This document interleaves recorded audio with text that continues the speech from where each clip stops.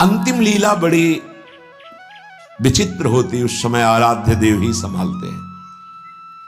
पूज्य श्री उड़िया बाबा बैठे हुए, इधर प्रभुदत्त ब्रह्मचारी जी की कथा नीचे बैठ करके एक संत सुना रहे हैं, हजारों की संख्या में सभा भरी। बाबा ने कहा आज यहां स्मशान होगा। अचानक कौन समझ पावे महापुरुषों की, आज यहां स्मशान होगा। आज हम पहले 2 श्लोकों की व्याख्या करते हैं। जिसका जन्म होता है उसकी मृत्यु निश्चित होती है। आत्मस्वरूप अजन्मा है, उसकी कभी मृत्यु नहीं होती। धैर्यवान कभी मृत्यु से विचलित नहीं। कोई समझ ही नहीं पा रहा कि बाबा आज बेप्रसंग की चर्चा कैसे कर रहे हैं। अच्छा तो सब सुनो, जो चर्चा हो रही सुनो। प्रभुदत्त ब्रह्मचारी जी की भागवत। ओम शांत बैठ गए। आखिरी ओम बाबा का था।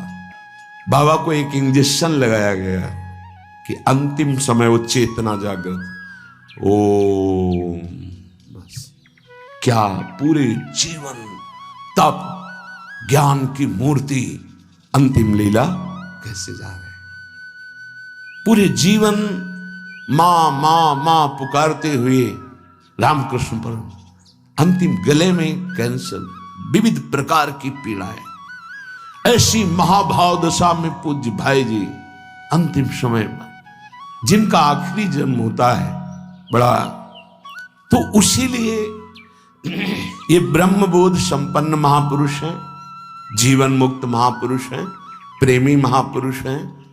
क्या इनकी महिमा वर्णन करे, पर ये हमारे लिए कह रहे हैं, हम सबके लिए। क्योंकि ये जो मांग रहे हैं ये तो प्राप्त है इनको, हर समय लीला में प्रवेश है इनका। इनको श्यामा श्याम की आखिरी दर्शन की आकांक्षा नहीं, क्योंकि इनकी आखिरी जीते जी हो गई। शरीर राग मुक्त भाव दे से अपने प्रिया प्रीतम के पास कोई आवश्यकता इस बात की मांगने की नहीं है। ये अपने लोगों के लिए कह रहे हैं कि हमें प्रार्थना करनी कि मुझे पता नहीं है कब मेरा अंतिम समय हो। हे प्रियालाल, ये हम बहुत बड़े महापुरुष की बात कह रहे हैं जो बहुत साधन परायण थे। काशी में मुझे बहुत आश्चर्य हुआ, ऐसे सब संत महात्मा घेरे हुए हैं, मध्य में वो लेटे हुए हैं। तो उनसे पूछा, स्वामी जी इस समय आपकी गति कहां है? ये चंद्रलोक नहीं, ये तो चंद्रमंडल के अंतर्गत जो चंद्रलोक है, जहां इस सूर्य लोक से भी ऊपर है। सूर्य को क्रॉस कर सके केवल दैवी शक्ति संपन्न जो त्रिगुणातीत हैं, उन महापुरुषों की जो शुद्ध सात्विक शरीर वाले हैं, वो जो देवलोक का अतिक्रमण करके भी आगे बढ़ते हैं। सबसे ऊपर चंद्रलोक है, सूर्य लोक भी नीचे है शास्त्रीय पद्धति के अनुसार। उन्होंने कहा चंद्रलोक तक मैं समस्त मंडलों का भेदन करके पहुंच गया हूं, पर ब्रह्म या मोक्ष प्राप्ति तो होश उड़ गए कि ऐसे महापुरुष जो मोक्ष धर्म का ही वर्णन करते रहे वो ऐसा बोल रहे। एक तरह से जैसे कहते हैं ना कि पैरों से धरती खिसक जाना, कि अपने लोग क्या हैं, अंतिम कैसी बात कर रहे हैं। तो उनका स्वामी जी तो क्या परम पद, तो उनका ये तो विश्वनाथ जी की कृपा के अधीन है। बस हृदय एकदम साधन पक्ष से हटकर कृपा पक्ष की मांग करने लगा कि अंतिम समय कह रहे कि आखिरी कैवल्य परम पद ये तो विश्वनाथ जी की कृपा से। समझ लो साधन कितना पहुंचा सकता है। वो महापुरुष कह रहे हैं कि अभी ब्रह्मलोक भी नहीं, जैसे स्वर्गलोक, महालोक, जनलोक, तपलोक, फिर ब्रह्मलोक। तो स्वर्गलोक के ऊपर ही है, क्योंकि स्वर्ग के अधिष्ठात्र ये सब लोकपाल देवता हैं। वरुण जी, सूर्य जी, अग्नि जी, वायु जी, चंद्र जी, ये सब लोकपाल हैं। इनके एक अपने अपने लोक हैं। उन लोकों में इनके आराधक उपासक वहां पहुंचते हैं। तो वो कह रहे हैं कि मैं केवल चंद्रलोक तक पहुंच पाया हूं, उसके ऊपर ब्रह्मलोक वहां भी नहीं गति हुई। और परम कैवल्य पद ये तो विश्वनाथ जी की कृपा से, क्योंकि काशी में शरीर छूट रहा, जीवन भर उनके नाम पर रहे, तो वो गति उनकी, मेरी गति यहां तक और वो विश्व। तब ये समझ में आया कि आखिरी बात तो कृपा ही है। कि तभी लिखा है ध्यान मूलम गुरु मूर्ति, पूजा मूलम गुरु पदम, मंत्र मूलम गुरु वाक्यम, मोक्ष मूलम गुरु कृपा। महादेव गुरुदेव हैं, श्री जी गुरुदेव हैं, इन्हीं की कृपा से ही मोक्ष मूलम। तभी आजीवन आराधना करते रहते हैं, यही मांग रहे हैं। तनुरपि न विपत कोटिषु जीवन वृंदावनम क्षणम त्यजतु। बाबा को श्री जी लाई थी वृंदावन, उड़िया बाबा को।